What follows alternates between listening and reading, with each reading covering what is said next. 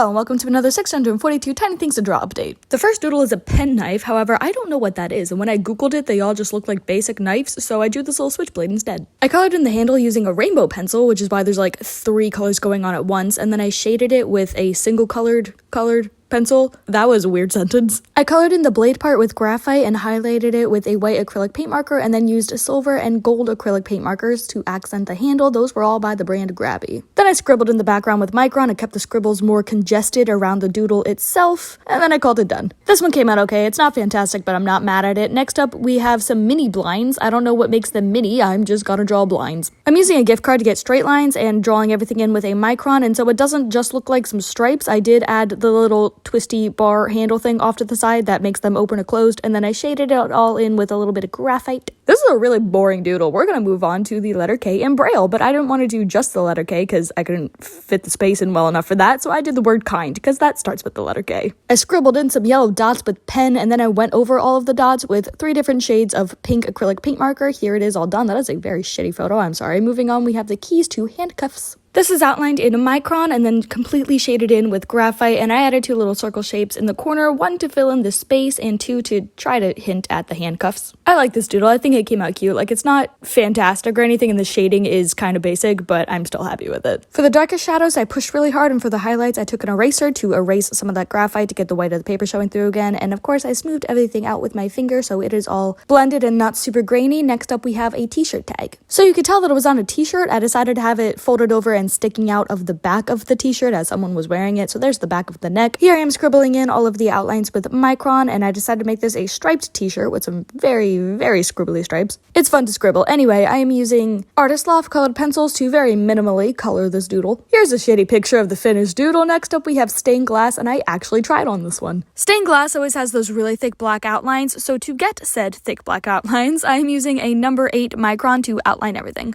I don't really know what the concept for this is. Magic hand in front of sun, I guess? This is all colored in using a bunch of different colors of Artist Loft colored pencils. And I noticed that stained glass panels always have some sort of warped texture, so in attempt to get said warped texture, I pushed a bit harder with the colored pencils to make like scribbly lines, wavy lines inside each panel. I don't really know how to describe it, and I don't really know if it looks like stained glass, but I do think it looks really cool, so I'm not mad at it. Here's the full picture, and then I'm gonna put up some close-ups so you can actually see those warped wavy line textures.